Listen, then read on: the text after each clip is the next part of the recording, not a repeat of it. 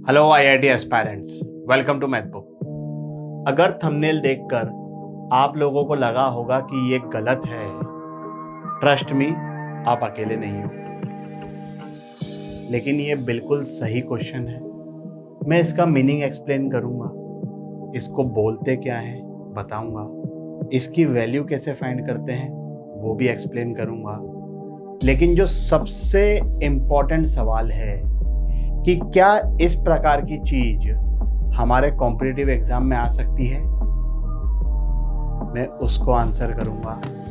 आएगी तो किस तरीके से इसको पूछा जाएगा, क्योंकि वैसे तो ये सिलेबस में नहीं है लेकिन ये आ सकती है, और अगर आएगी तो किस तरीके से इस पे क्वेश्चन फ्रेम हो सकते हैं, मैं वो सब एक्सप्लेन करूंगा। और एकदम एंड में, वीडियो के लास्ट में, एक क्वेश्चन भी दूंगा मैं आप लोगों को, जो कि क्वेश्चन एक्चुअली ऐसा देख के लगेगा कि यस इट इज पॉसिबल कि इस प्रकार का क्वेश्चन कॉम्पिटिटिव एग्जाम में आए।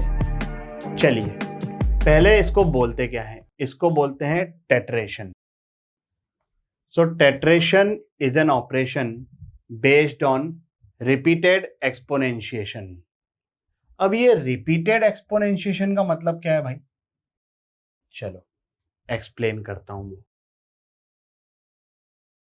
अगर इस तरीके से लिखा हुआ है n और फिर इधर ये a, इसका मतलब ये है कि a raise to power a raise to power a raise to power, ये टोटल कितनी बार, n-1 टाइम्स। मतलब इस a को मिलाकर ये टोटल कितने हो गए, n। तो अगर इधर n की वैल्यू लेट से 3 होती तो ये क्या होता, a रेज टू a। अब ये जो नोटेशन है कंपेयर टू एक्सपोनेंशियल नोटेशन, ये कॉमन नहीं है। और क्यों कॉमन नहीं है भाई, अगर मैं ये लिखता हूं तो इसकी वैल्यू बता सकते हो तुम लोग क्या होगी। इसका मतलब क्या हुआ, 10 की पावर 10 उसकी पावर 10। अब 10 रेज टू पावर 2 में कितने जीरो होते हैं, 2 जीरो। 10 रेज टू पावर 3 में कितने जीरो होते हैं, 3 जीरो। 10 रेज टू पावर 4 में कितने जीरो होते हैं, 4 जीरोस। तो 10 रेज टू पावर 10 में कितने जीरोस होंगे, 1 2 3 4 5 6 7 8 9 10। और ये क्या है, ये है 10 बिलियन। 1 बिलियन मतलब 100 करोड़ होता है। ये क्या है, 1000 करोड़। और 10 रेज टू पावर दिस, मतलब अब जब मैं इस नंबर को लिखूंगा तो 1 के बाद कितने जीरोस आएंगे, 1000 करोड़ जीरोस। तो इतना सा एक्सप्रेशन है ये, लेकिन इसकी वैल्यू देख रहे हो कितनी बड़ी है। इसकी वैल्यू इतनी ज्यादा बड़ी होती है कि ये हमारे किसी काम का होता ही नहीं है, कहीं भी हम इसको यूज ही नहीं करते हैं। वैल्यू इतनी ज्यादा बड़ी है दैट इट बिकम्स यूजलेस। बड़ा हुआ सो क्या हुआ, जैसे पेड़ खजूर, पंथी को छाया नहीं, फल लागे अति दूर।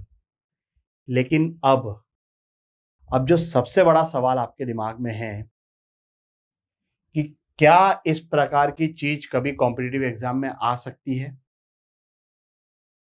अगर किसी भी कॉम्पिटिटिव एग्जाम में, let's talk about IIT JEE, उन्होंने कॉम्प्रिहेंशन में पहले टेट्रेशन को डिफाइन कर दिया, अगर उन्होंने डिफाइन कर दिया तब तो डेफिनेटली वो इस पे क्वेश्चन पूछ सकते हैं, है कि नहीं भाई।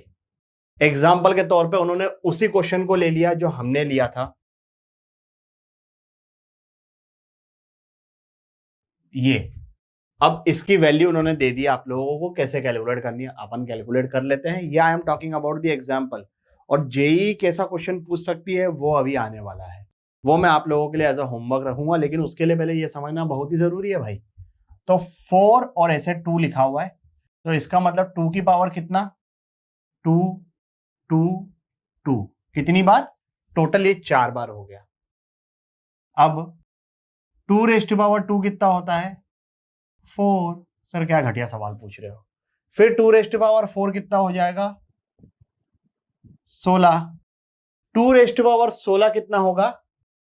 2 को मल्टीप्लाई करते जाएंगे 16 बार। भाई 2⁻10 तक तो हमको याद रहता है 1024 होता है। 2⁻6 कितना होता है? 64। तो this is 64 into which comes out to be 65,536। ठीक है भाई। तो लेट्स से कि किसी भी कॉम्पिटिटिव एग्जाम में कॉम्प्रिहेंशन में पहले टेट्रेशन को डिफाइन कर दिया, फिर एग्जाम्पल के तौर पे ये चीज दे दी ताकि आपको इसका मीनिंग समझ में आ जाए अच्छे से, और फिर क्वेश्चन आ गया ये, क्या अब कॉम्प्रिहेंशन डिफाइन करने के बाद क्या ये चीज आउट ऑफ सिलेबस है? नहीं। तो क्या ऐसा क्वेश्चन आ सकता है? बिल्कुल आ सकता है। आई एम नॉट सेइंग कि यही क्वेश्चन आएगा, लेकिन इस प्रकार की चीजें क्रिएट की जा सकती है। तो अब आप इस क्वेश्चन को सॉल्व करोगे, कमेंट करके मुझे आंसर बताओगे, और मैं अगले वीडियो में इसका सॉल्यूशन बताऊंगा।